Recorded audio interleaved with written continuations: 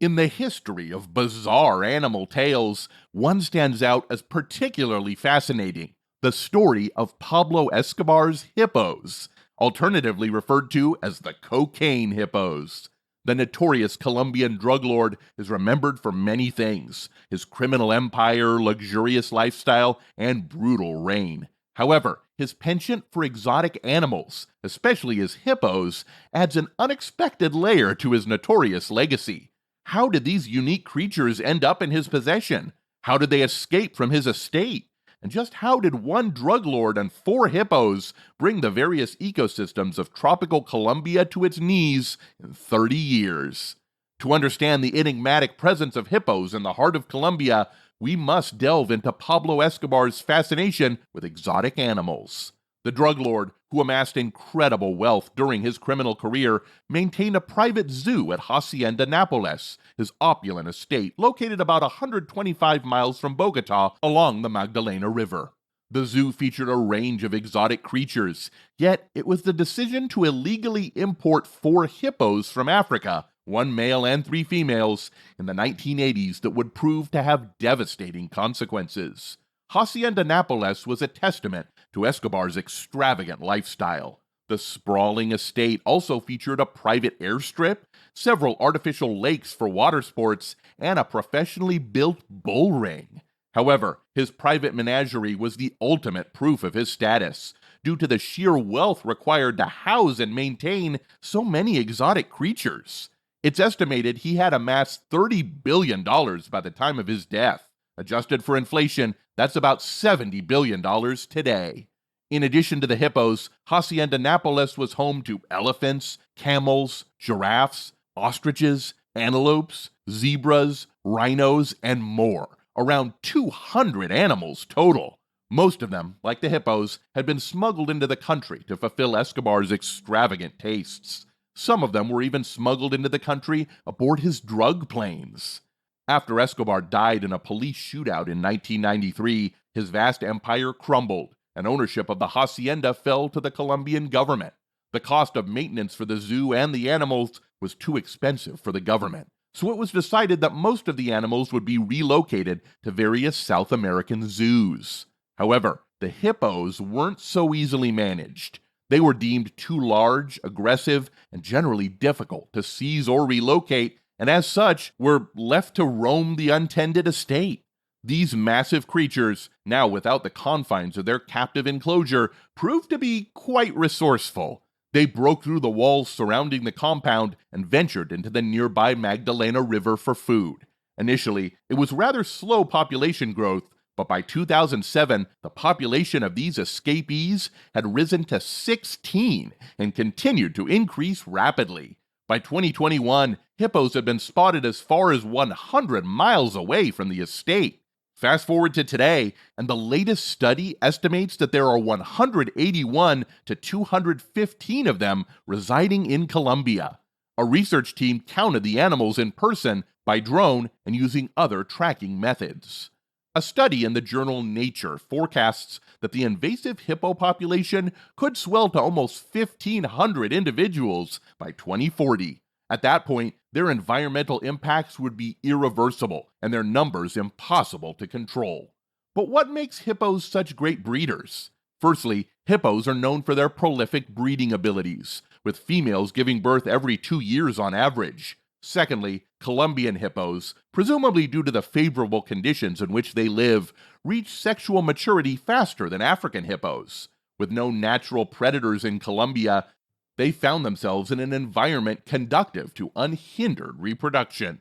David Echeverry Lopez, a researcher at the regional environment agency CORNAIR, refers to tropical Colombia as hippo paradise. In their native African environment, hippos endure the extended dry season by congregating in waterways that have dwindled to mere puddles. In these conditions, they become susceptible to diseases and predators, not to mention potential conflicts with fellow hippos. But in tropical Colombia, rain is abundant, food is plentiful, and there are no carnivores large enough to pose a threat. The hippos spend hours a day grazing the near limitless vegetation, and the rest of their time basking in the cool waters of the Magdalena River and surrounding lakes, essentially living out a stress-free, semi-aquatic life with a beneficial lack of human threats. So, if the hippos seem to fit right in, then what's the problem? Well, while the presence of these hippos in Colombia might seem like a quirky addition to the nation's wildlife, it's far from benign. These hippos are now considered an invasive species, severely disrupting local ecosystems and agriculture.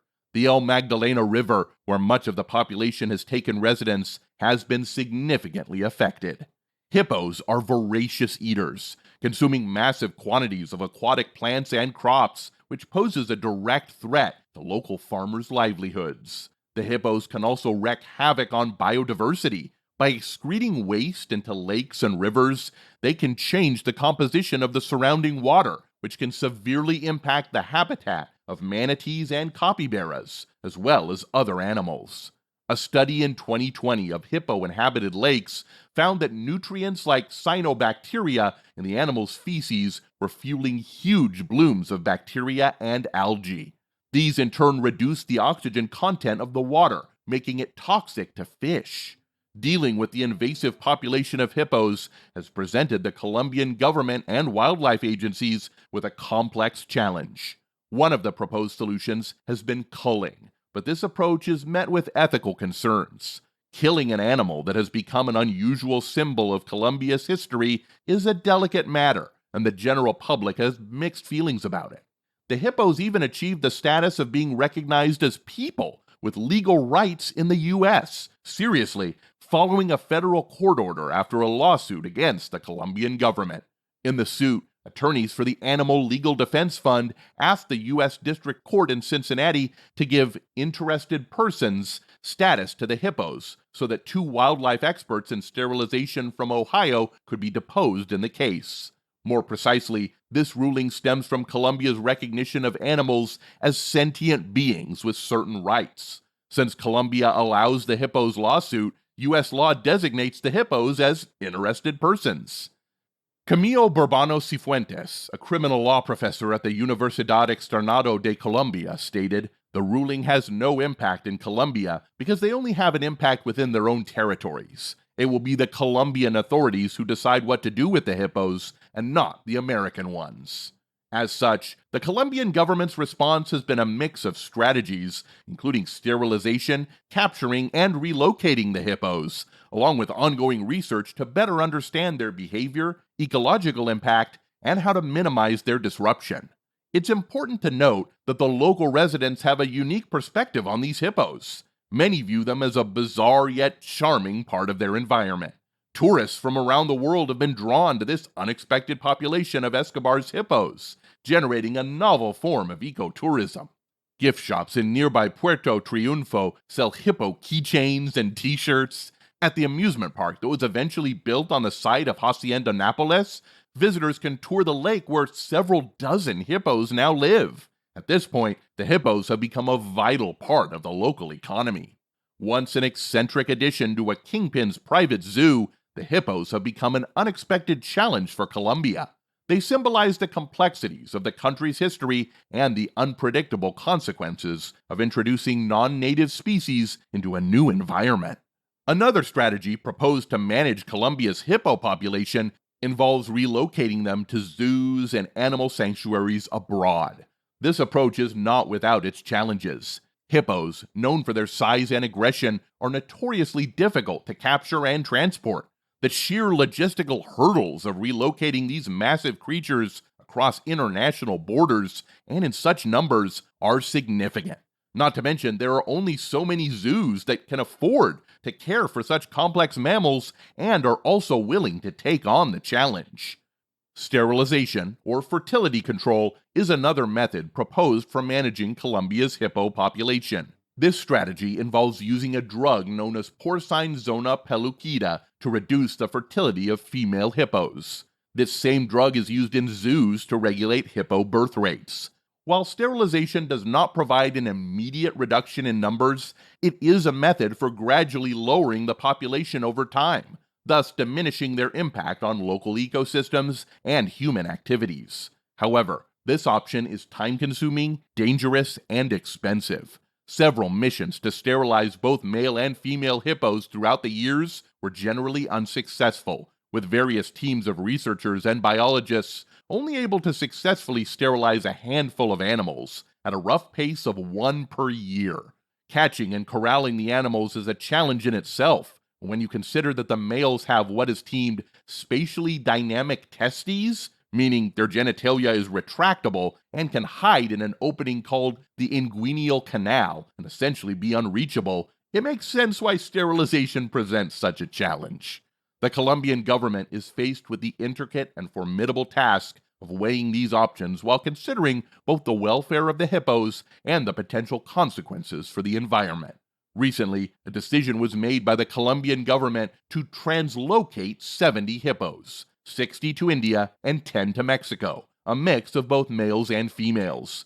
Currently, these two countries are the only ones willing to take any of the hippos. So, authorities will continue pursuing other options, from sterilization to searching for other zoos and sanctuaries willing to take hippos. Sending them back to their native land of Africa is not an option, due to their potential to bring with them diseases and parasites that could disrupt African ecosystems. Whether the latest efforts will succeed where birth control efforts failed remains to be seen, especially when you consider the inherent motivation by local residents for some of the population to remain, due to the tourism and subsequently profits they bring to the region. From their illegal importation to their eventual abandonment, no one can deny the human role in the hippo's destruction of Colombian ecosystems. Despite initial intrigue and the charm they hold for locals and tourists, these hippos now pose a complex challenge to the country. The strategies to manage them encompass a range of ethical and logistical issues, with sterilization and culling being generally unsuccessful. Translocation seems to be a hopeful avenue for the future, as Colombia doesn't have much time before the population reaches an out-of-control growth rate. The legacy of the hippos serves as a reminder of the complexities of history and the unforeseen consequences of introducing non-native species into new environments. If you made it to the end, here's a weird fact. Hippos possess the remarkable ability to sleep underwater by relying on a reflex that enables them to surface, take a breath, and submerge without waking up.